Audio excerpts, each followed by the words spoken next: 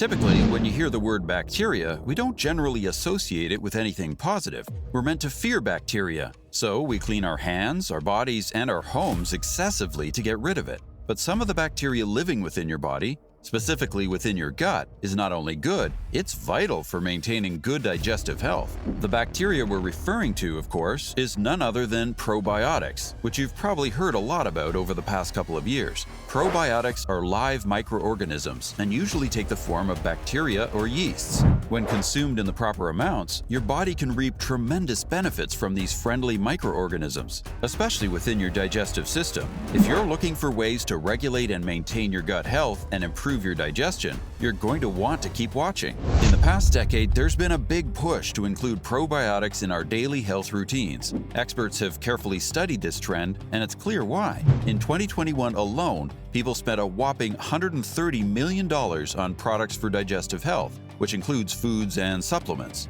Probiotic supplements saw a significant 18% increase in sales compared to the previous year. Importantly, this growth isn't expected to slow down anytime soon, and it shows that more and more people are recognizing the importance of probiotics for their health. But before we get into where you can find probiotics, let's take you on a journey through your gut.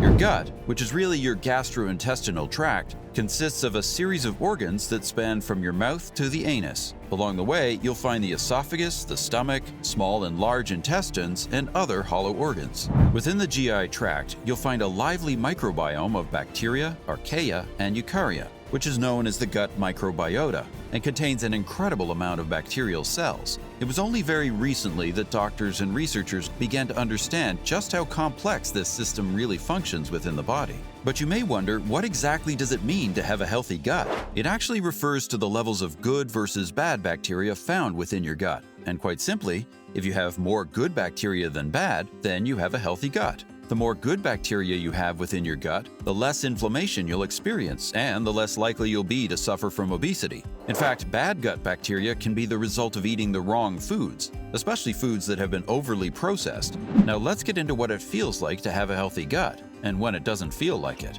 Regularity with bowel movements is indicative of a healthy gut and is something called gut transit time. This refers to the amount of time it takes your body to digest something and pass it through your bowels from the time that you begin eating it. Researchers recommend paying attention to your gut transit time, as too long or too short of a period might indicate gut issues. Finally, having a healthy gut means that you'll experience little to no bloating, especially after eating. Of course, if you've eaten more than your body can stomach, literally and figuratively, then you'll experience bloat. Conversely, bad gut health would cause the body to exhibit indigestion, bloating, constipation, and excessive gas, just to name a few of the symptoms. Now the moment we've all been waiting for. Where in the world would you go to get probiotics? Probiotics are found naturally in many common foods, and in this section, we'll go over which foods and drinks you can consume for a healthy dose of probiotics, as well as what makes them inherently fit into this category. Number 1.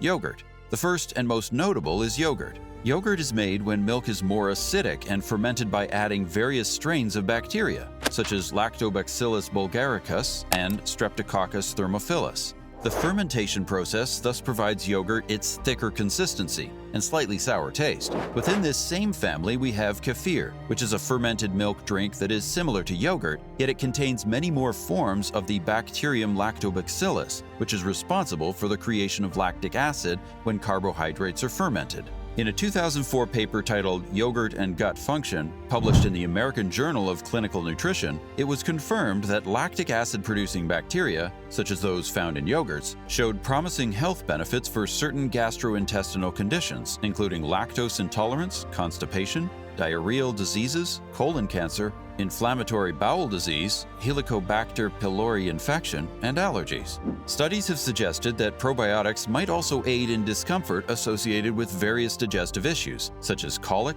irritable bowel syndrome, and lactose intolerance. Number 2. Cabbage. Second, we have fermented cabbage dishes, most notably sauerkraut and kimchi. If you've ever had a Reuben, a popular diner sandwich which features corned beef as its meat component, then you've most certainly had sauerkraut. Tangy and crunchy, sauerkraut is made when lactofermentation meets shredded cabbage. When it is salted and stored for a long period of time, the cabbage will begin to release juices that create a brine. It can be argued that the Korean cousin of sauerkraut is kimchi, a spicy amalgamation of fermented vegetables such as Napa cabbage, radish, and, in some recipes, other leafy greens. Both sauerkraut and kimchi provide great sources of probiotics when consumed, thanks to the fermentation process.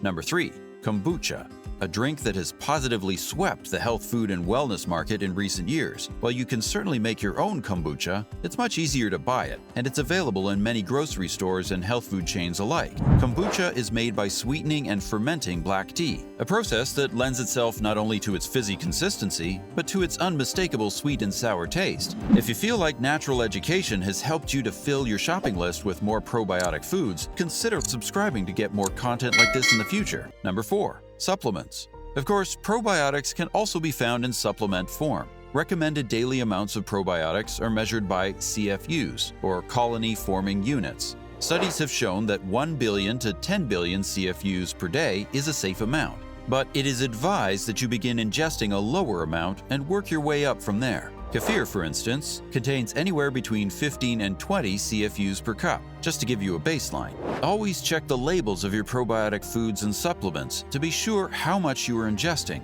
and when possible, go with brand name supplements that have been researched. Though the connection between probiotics and the digestive system hasn't been widely studied, there are smaller studies which have been published to connect the dots. For one, we know that probiotic bacteria are responsible for regulating the amount of good bacteria found within the digestive tract. This, in turn, allows for regularity of bowel movements. Probiotics also aid with the process of breaking down fiber within the digestive system, thereby increasing the amount of nutrients our body absorbs and easing the digestion of food along. When carbohydrates are not properly digested within your small intestine, bacteria within your colon move to ferment those trapped carbohydrates, thus producing gas. Studies show that a good probiotic would work to aid in the digestion of those carbohydrates, therefore ridding the body of that pesky gas. But if you're someone that experiences bloating very often and you don't want to try probiotics, this video will help you to understand the natural methods on how to improve your gut health quickly so you can get rid of this feeling.